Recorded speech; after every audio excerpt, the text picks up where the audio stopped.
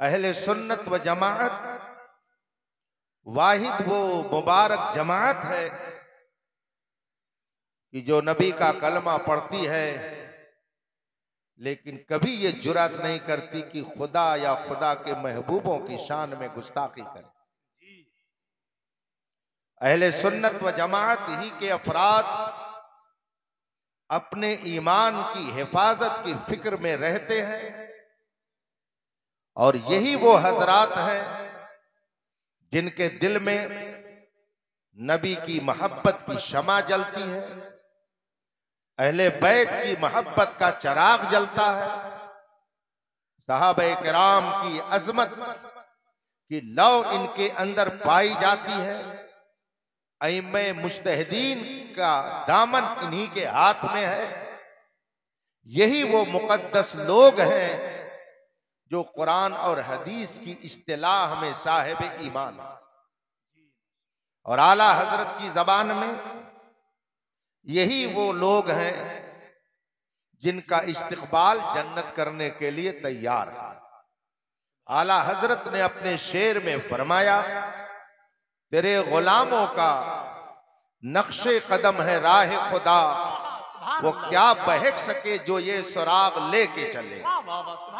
और बड़े एतमाद के साथ फरमाते हैं, अहले सुन्नत का है बेड़ा पार, असहाबे हुजूर नज्म है और नाव है इतरत रसूलुल्लाह। आप लोग काबिले मुबारकबाद हैं कि रब्बे कदीर ने अगर आपको कलमा पढ़ने की तौफीक बख्शी तो आपने उस कलमे के तकाजे को भी पूरा किया।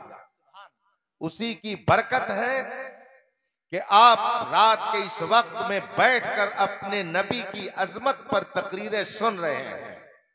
मुझे इस वक्त फकीह मिल्लत मुफ्ती जलालुद्दीन अहमद अमजदी रहमतुल्लाह ताला अलैह की एक बात याद आ गई। जी माशाअल्लाह। अपने इंतकाल से तकरीबन 15 रोज पहले हजरत ने मुझसे बहुत सारी कीमती बातें इरशाद फरमाई और उसी दरमियान आपने फरमाया, मौलाना कोढ़ी से कोई नहीं जलता, कोढ़ी से कोई नहीं जलता, हुस्न वाले से ही लोग जलते हैं। और जिसके अंदर जितना ज्यादा हुस्न होता है उसके जलने वाले भी उतने ही ज्यादा पाए जाते हैं। और फिर आगे उन्होंने ये भी इरशाद फरमाया कि पूरी कायनात में, पूरी दुनिया के अंदर, सारी मखलूकात इलाहिया में अल्लाह तबारका व तआला ने सबसे ज्यादा हुस्न हमारे नबी को अता किया। सारी कायनात में सबसे ज्यादा खूबी और कमाल अल्लाह ने मेरे महबूब को अता किया, इसीलिए जलने वाले भी उन्हीं से ज्यादा पाए जाते हैं। और फिर फरमाते हैं कि इस वक्त दुनिया के अंदर गैर कलमा वालों की तादाद ज्यादा है, अगर वो हमारे नबी से न जलते तो नबी का कलमा पढ़ लेते। इसका मतलब यह है कि वो जलते हैं। फिर जो नबी का कलमा पढ़ते हैं उनमें से कोई नबी के इल्म पर नुक्ताचीनी करता है, कोई नबी की जात पर नुक्ताचीनी करता है, कोई नबी की आल पर नुक्ताचीनी करता है, कोई नबी के सहाबा पर नुक्ताचीनी करता है, कोई नबी के नायबीन पर नुक्ताचीनी करता है, कोई रसूल पाक के इल्म गैब पर उंगली उठाने की कोशिश करता है, कोई रसूल पाक की हयात मुबारका के बारे में तनकीद करता है। ये कलमा पढ़ने वाले वो हैं जो इस तरह की तनकीद करते हैं। अगर ये रसूल से मोहब्बत करते तो कभी तनकीद ना करते। इसका मतलब ये है कि गैर कलमा गो भी जलते हैं और कलमा पढ़ने वाले भी ऐसे हैं कि जो नबी का कलमा पढ़ करके नबी से जलते हैं। इससे पता चला हुस्न जिसके अंदर जितना ज्यादा होता है उसके जलने वाले उतने ही ज्यादा होते हैं। लेकिन ये भी एक हकीकत है, नूर हक शमए इलाही को बुझा सकता है कौन? जिसका हामी हो खुदा उसको भी जान सकता है कौन? इसलिए रसूल पाक सल्लल्लाहु अलैहि वसल्लम को रब्बे कदीर ने जो कमाल, जो खूबी, जो हुस्न दे करके दुनिया में भेजा, मैं क्या, आप क्या। हजरत सैयदना जिब्रील अलैहिस्सलातु व तस्लीम नबी की बारगाह में हाजिर हैं। मेरे मुस्तफा ने इरशाद फरमाया, ए जिब्रील, क्या तूने मुझ जैसा कहीं किसी को देखा है? हजरत जिब्रील अलैहिस्सलातु व तस्लीम अर्ज करते हैं, या रसूल अल्लाह, क़ल्लब्तुल अर्दा मशारिक़हा व मग़ारिबहा। या रसूल अल्लाह, मैंने जमीन और आसमान को उलट पलट करके देखा, मशरिक और मगरिब को मैंने उलट पलट करके देखा, लेकिन लम अरा अफ़ज़ल मिन मुहम्मद, मैंने मोहम्मद से ज्यादा अफजल दुनिया में किसी को नहीं देखा। इसीलिए इमाम अहमद रजा ने फरमाया, यही बोले सिदरा वाले, चमने जहां के थाले, सभी मैंने छान डाले, तेरे पाए का न पाया, तुझे एक ने एक बनाया, तुझे एक ने एक बनाया। रसूल पाक सल्लल्लाहु अलैहि वसल्लम की जात वो प्यारी जात है कि अगर कोई पत्थर मारता तो मेरे मुस्तफा उसका जवाब पत्थर से नहीं देते, बल्कि मुस्कुरा कर उसे दुआएं दिया करते थे। ये गलत नजरिया किसी ने कायम कर लिया है कि रसूल पाक के चाहने वाले पत्थर बरसाते हैं। रसूल पाक के चाहने वाले पत्थर नहीं बरसाते, बल्कि लोगों में मोहब्बत के फूल करते हैं। क्या आपने रसूल पाक की सीरत तैयबा का ये बाब नहीं पढ़ा? एक मौके पर अल्लाह के रसूल सल्लल्लाहु अलैहि वसल्लम अपने चंद सहाबा के साथ कहीं तशरीफ फरमा थे। इत्तेफाक से नमाज का वक्त हो गया। मेरे आका सल्लल्लाहु अलैहि वसल्लम ने इरशाद फरमाया एक सहाबी रसूल से कि चलो आप अजान पढ़ो। चुनांचे उन्होंने अजान देनी शुरू की।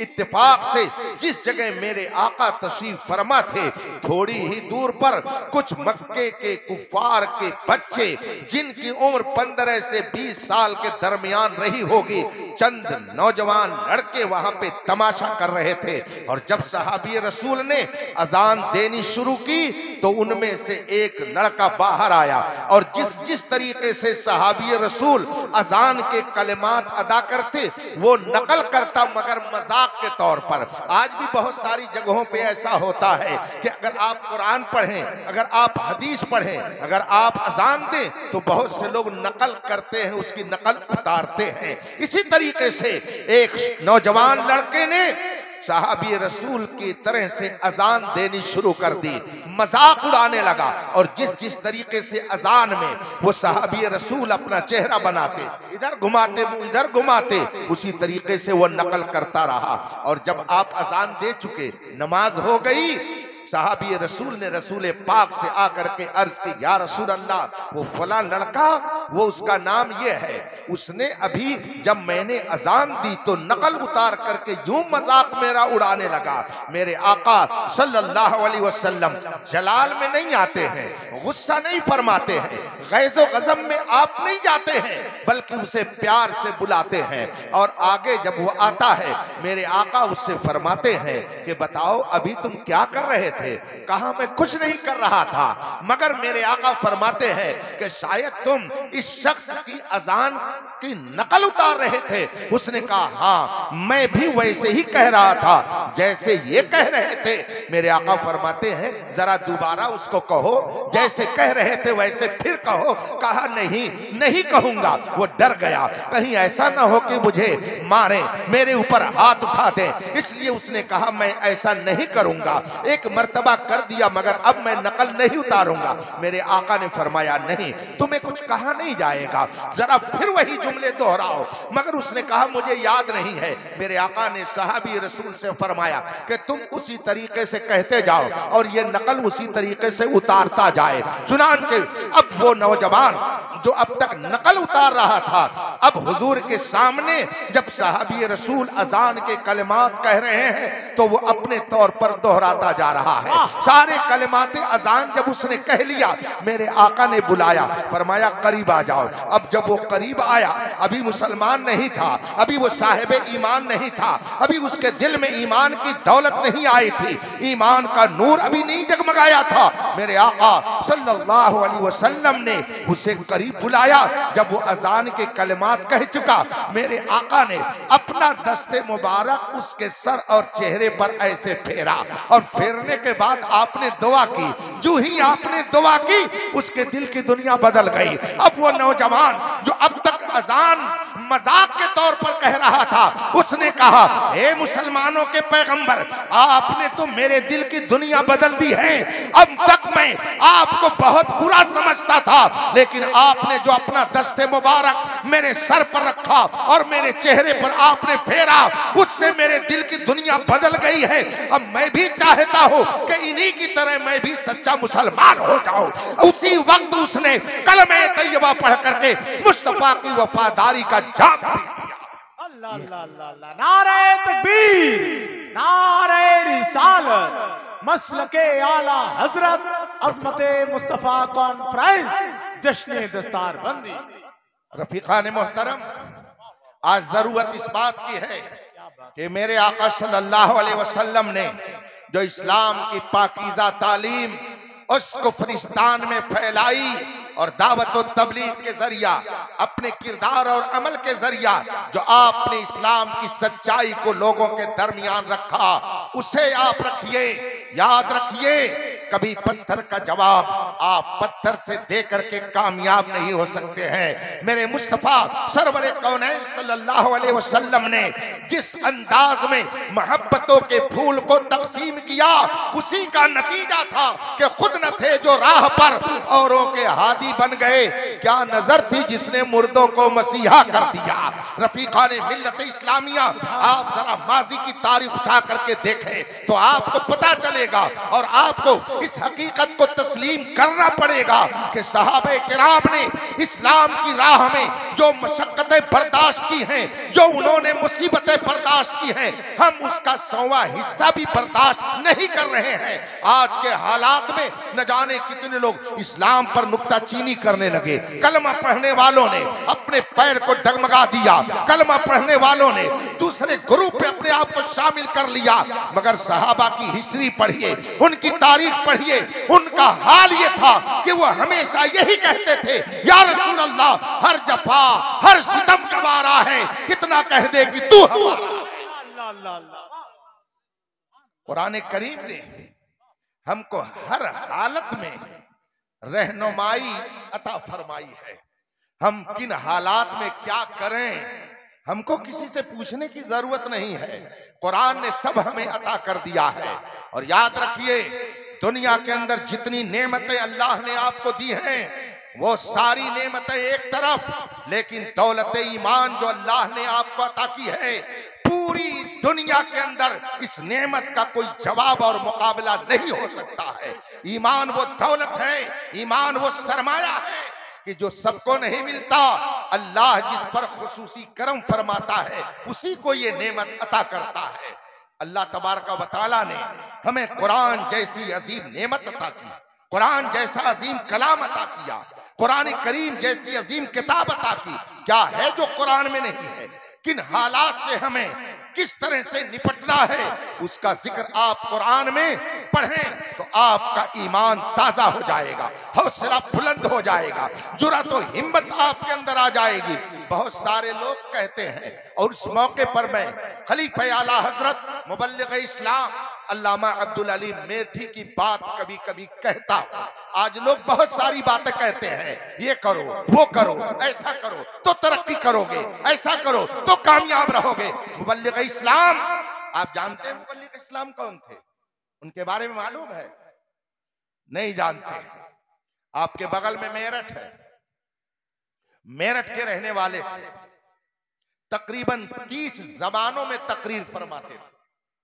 एक दो जबान नहीं, 30 जबानों में तकरीर फरमाते थे। इंग्लिश उनकी ऐसी जैसे कोई मादरी जबान अपनी इस्तेमाल करता। पूरी दुनिया का उन्होंने तबलीगी दौरा फरमाया और 70,000 गैर मुस्लिमों को दामन इस्लाम से वाबस्ता किया। आला हजरत के शागिर्द थे, आला हजरत के खलीफा थे। 52 मुल्कों का एक सफर में दौरा फरमाया और जहां तशरीफ ले जाते तनहा जाते, मगर जब वापस होते तो इस शेर का मिस्दाक बन करके आते कि मैं तो तनहा ही चला था, जानिबे मंजिल मगर लोग यूं आते गए और कारवां बनता गया। 70,000 गैर मुस्लिमों ने उनके हाथ पर इस्लाम कबूल किया। वो मुबल्लिग इस्लाम अल्लामा अब्दुल अली मेरठी की जात है। एक मर्तबा तशरीफ ले गए आप अफ्रीका के एक शहर केप टाउन में। जब वहां आप पहुंचे, इत्तेफाक से एक बहुत बड़ा ईसाई जो बहुत शानदार लेक्चरर था, ड्रामा नवेश था, जिसका नाम जॉर्ज बर्नार्ड शॉ, उसे पता चला कि अल्लामा अब्दुल अली मेरठी केप टाउन शहर में आए हुए, दीन की तबलीग करने आए हैं, इस्लाम की दावत देने आए हैं, खुदा का पैगाम लेकर आए हैं, कुरान की पाकीज़ा तालीम फैला रहे हैं। अल्लामा अब्दुल अली मेरठी के पास उसने पैगाम भेजा कि मैं आपसे मिलना चाहता हूं। अल्लामा अब्दुल अली मेरठी रहमतुल्लाह अलैह ने फरमाया जरूर मुलाकात करूंगा। चुनांचे मुलाकात वक्त मुतय्यन हो गया और दोनों की मुलाकात हुई। मुलाकात में उसने कई एक सवाल किया। उसमें उसने एक सवाल ये किया, मौलाना आप कहते हैं कि अल्लाह ने मोमिनों के लिए जन्नत बनाई है और काफिरों के लिए जहन्नम उसने बनाई है, क्या ये आप तस्लीम करते हैं?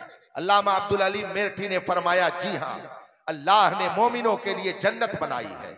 जो ईमान वाला है वो दुनिया में कितना ही परेशान हाल क्यों ना हो, लेकिन जब वो दुनिया से जाएगा, हिसाब किताब होगा मैदान महशर में, उसके हिसाब किताब का दफ्तर उसके सामने खोला जाएगा।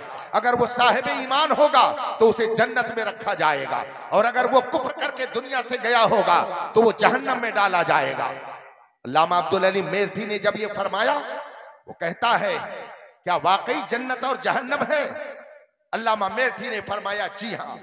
कहा तो आप मुझे सबूत दीजिए, मगर याद रखिए मैं आपके कुरान को नहीं मानता, मैं मुसलमान नहीं हूं, मुझे आप कुरान की आयत सुना करके जन्नत का सबूत मत दीजिएगा, जहन्नम के सबूत में मेरे सामने आप कुरान की आयत मत पढ़िएगा, आप मुझे अक्ली एतबार से समझाइए। आज आप मुझे साइंटिफिक एतबार से समझाइए कि जन्नत भी है और जहन्नम भी है। अल्लाह ने जन्नत भी बनाई है और जहन्नम भी बनाई है। आप मुझे कुरान और हदीस न सुनाइएगा। इतने लोग बैठे हुए हैं, इसमें पढ़े लिखे लोग भी हैं, बेपढ़े लिखे लोग भी हैं, कॉलेज में पढ़ने वाले तलबा भी होंगे, स्टूडेंट भी होंगे। अगर आपसे आज कोई गैर मुस्लिम ये पूछ ले कि आप कहते हो कि तुम हमें जितनी चाहो सजाएं दो, लेकिन हम साहिब ईमान हैं, हम जन्नत में रहेंगे, तुम जहन्नम में जाओगे। अगर तुमने कलमा नहीं पढ़ा, अगर तुम मोमिन होकर के दुनिया से नहीं गए तो तुम्हें जहन्नम में चलना है। अगर कोई आपसे पूछ ले जन्नत और जहन्नम मौजूद हैं, इसका क्या प्रूफ आपके पास है? कैसे आप साबित करोगे कि ये जन्नत है और ये जहन्नम है? अल्लाह ने जन्नत भी बनाई है और जहन्नम भी उसने बनाया है। अगर आपसे पूछे तो आप क्या जवाब दोगे? रफीकाने मोहतरम, आप इन इदारों की अहमियत समझिए, बहुत अच्छा, आप इन मदरसों की अहमियत को समझिए। अल्लामा अब्दुल अली मेरठी नव्वरल्लाहु मरक़दहु, जिनसे जॉर्ज बर्नार्ड शॉ ने सवाल किया और कहा कि जन्नत और जहन्नम अगर है तो आप इसका प्रूफ कीजिए, इसे सबूत से आप साबित कीजिए, दलील दीजिए। मगर कुरान और हदीस से दलील मैं नहीं मांगता, आप मुझे साइंटिफिक एतबार से समझाइए।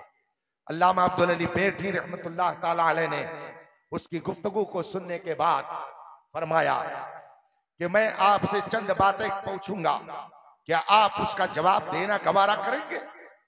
जॉर्ज बर्नार्ड शॉ ने कहा कि ठीक है। अल्लामा अब्दुल अली मेरठी ने पूछा, सैयदुस सादात गुले गुलजारे बिलगिराम की जलवागरी होगी, माशाअल्लाह, जो हम सबका पीर खाना बल्कि दादा पीर खाना है। जी माशाअल्लाह, आला हजरत के पीर व मुर्शिद जी माशाअल्लाह, मारहरा मुकद्दसा और मारहरा मुकद्दसा के पीर व मुर्शिद बिलगिराम शरीफ, उस खानकाह के साहिब सज्जादा की आमद है। हजरत का करम है कि हजरत ने सफर की सोबत बर्दाश्त फरमाई और आपके दरमियान जलवागर हुए। आप हजरात काबिल मुबारकबाद हैं कि ऐसी अजीम शान खानकाह की साहिब सज्जादा से फैज़ व बरक़ात लेने के लिए आप बैठे हुए हैं। हजरत के रुखे अनवर की ज़ियारत कीजिए और मेरी गुफ्तगू जल्दी से 2 चंद मिनट और समाप्त कर लीजिए। जाट बदनाशा ने पूछा, मौलाना आप कहते हैं मोमिन जन्नत में जाएगा और काफिर जहन्नम में जाएगा, ये जन्नत और जहन्नम अगर है तो आप हमें समझाइए कैसे है। अल्लामा अब्दुल अली मेरठी ने बड़ी संजीदगी से फरमाया, बताइए हर चीज की एक इंतहा है या नहीं है। आपने 2-4 चीजें मिसाल में पेश फरमाई का एक इंसान पैदा होता है, उसकी एक दिन मौत हो जाती है, गोया उसकी उम्र की एक इंतहा है, उसकी जिंदगी की एक इंतहा है।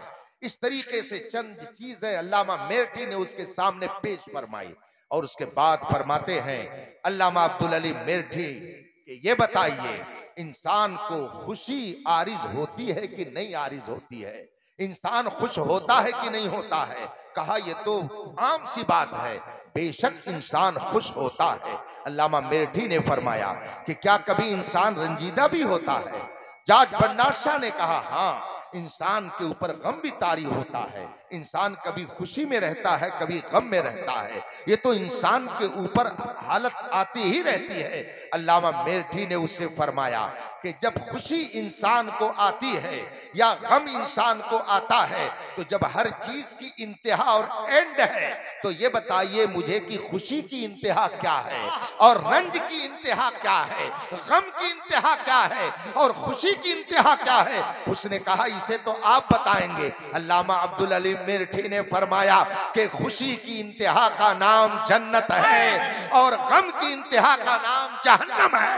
ए मुसलमानों, तुम अगर यहाँ रंज में हो तो इस रंज को रंज मत समझो, जो खुशी की इंतहा है रब्बे कदीर ने वो मकाम आपके लिए बना के रखा। वाह सुभान अल्लाह, जिंदाबाद। अल्लामा अब्दुल अली मेरठी रहमतुल्लाह ताला अलैह फरमाते हैं, लोग कहते हैं ऐसा करो तो तरक्की करोगे, आगे बढ़ो तो तरक्की करोगे। मैं आपसे पूछना चाहता हूं, फिरौन कहां चला गया, नमरूद कहां चला गया, शद्दाद कहां चला गया, हमान कहां चला गया, कारून कहां चला गया, बूजहल कहां चला गया। हिंदुस्तानियों का नाम लेते हुए डर लगता है कि कहीं उनकी शान में गुस्ताखी ना हो जाए, इसलिए बहुत सोच समझ करके बोल रहा हूं। और वो लोग हैं कि जिनके वारिस इस वक्त शायद नहीं पाए जाते हैं, इसलिए शायद कोई कुछ ना कहे। बताइए ये कहां चले गए, सब इसी मिट्टी में मिल गए और किसी का वजूद बाकी नहीं है, किसी का निशान भी बाकी नहीं है। अल्लामा अब्दुल अली मेरठी फरमाते हैं, लोग कहते आगे बढ़ो तरक्की करोगे, बुलंदी पा जाओगे। मैं कहता हूं, अल्लामा मेरठी फरमाते हैं, मैं कहता हूं पीछे चलो, पीछे चलो, पीछे चलो, 1400 साल पीछे चले जाओ और मुस्तफा के सहाबा का किरदार अपना लो तो तुम भी कहोगे कि दश्त तो दश्त है, दरिया भी न छोड़े हमने, पहरे जुल्मात में दौड़ा दिए घोड़े। लिहाजा अगर आप ये चाहते हैं कि मुसीबतें दूर हो जाएं, अगर आप ये चाहते हैं मुश्किलात दूर हो जाएं, खुदा की कसम उसी नुस्खे पर अमल कीजिए जिस नुस्खे पर सहाबा ने अमल करके कैसर व किसरा को अपने कदमों के तले रखा। और वो चीज क्या है, जबानी जमा खर्च से तो कुछ नहीं होता। जब आज से 3 साल पहले हिंदुस्तान के एक कोने से आवाज उठी फला फला कानून नाफिज किया जाएगा, नामों की स्पेलिंग देखी जाएगी, ए और ई में फर्क हुआ तो उनको भी फला जगह भेज दिया जाएगा। मैं खुद बहुत परेशान, कई रोज तक मैं नींद में नहीं जा सका, बहुत घबराहट हुई। तो मैंने शहजादे सदरुल शरिया, यादगार असलाफ, पासबाने मसलके आला हज़रत शहजादे सदरुल शरिया, मुहद्दिस कबीर अल्लामा ज़ियाउल मुस्तफ़ा साहब क़िबला दामत बरकातुहुल आलिया के पास फोन किया। मैंने कहा हुजूर बहुत बेचैनी है। कहा क्या हुआ? मैंने कहा जब से ये हालात चल रहे, खबरें सुन सुन करके मैं बहुत परेशान हूं कि हमारी कौम का होगा क्या। हजरत ने मेरी सारी गुफ्तगू सुनी और फरमाया, मौलाना मेरी स्पेलिंग, मेरे नाम की स्पेलिंग में खुद गड़बड़ी है। ज़ियाउल मुस्तफ़ा में स्पेलिंग एक जगह कुछ और है, एक जगह कुछ और है। मैं खुद अपने मामले में भी परेशान हूं, लेकिन उम्मत की फिक्र और भी ज्यादा दामनगीर है। जिस तरह से आपको नींद नहीं आ रही है, कई रात हो गए हैं, मुसलसल मैं रात में जब ये बात सोच लेता हूं तो पूरी पूरी रात सोचने में चली जाती है। मुझे खुद नहीं नींद आ रही है कि होगा क्या अपनी कौम का। ये सारा कुछ कहने के बाद हुजूर मुहद्दिसे कबीर फरमाते हैं, मौलाना आप तो ये रो रहे हैं और कौम का गम जाहिर कर रहे हैं, मगर ये तो बताइए कि क्या कौम में भी कोई चेंजिंग आई है? क्या इनके अंदर भी कोई तब्दीली आई है? क्या इनके अंदर भी कुछ बदलाव आया है? मैंने कहा हुजूर मैं तो नहीं समझ रहा हूं। फरमाया मेरा बचपना था। और जानते हैं इस वक्त उनकी उम्र कितनी है? 92 साल। उलमाए अहले सुन्नत में, जमाते अहले सुन्नत में इस वक्त शायद बर्रे सगीर में कोई आलिम उनकी उम्र का हो। 92 साल उनकी उम्र है, मगर आज भी वो घंटों खड़े होकर के खिताब फरमाते हैं। अल्लाह ने वो कुव्वत रूहानिया उनको अता फरमाई है। फरमाते हैं मौलाना जब मेरा बचपना था हालात ऐसे आते, मस्जिदें भर जाती, घरों में कुरान की तिलावत शुरू हो जाती, औरतें रो रो करके रब की बारगाह में अपना आंचल फैला करके दुआएं करती थी। क्या आज वो कुछ हो रहा है? अगर एक सब मस्जिद में होती थी तो इन हालात में भी एक ही सब मस्जिद में है। अगर घर में टीवी देखा जाता था तो आज भी टीवी ही देख रहे हैं। कुरान की तिलावत इनसे नहीं हो रही है, ये तौबा और इस्तिगफार नहीं कर रहे हैं, ये अपनी हालत नहीं बदल रहे हैं, ये कुरान पर अमल नहीं कर रहे हैं। और कुरान कहता है इन्नल्लाह ला युगय्यिरु मा बिकौमिन हत्ता युगय्यिरु मा बिअनफुसिहिम। खुदा ने आज तक उस कौम की हालत नहीं बदली, न हो जिसको ख्याल आप अपनी हालत के बदल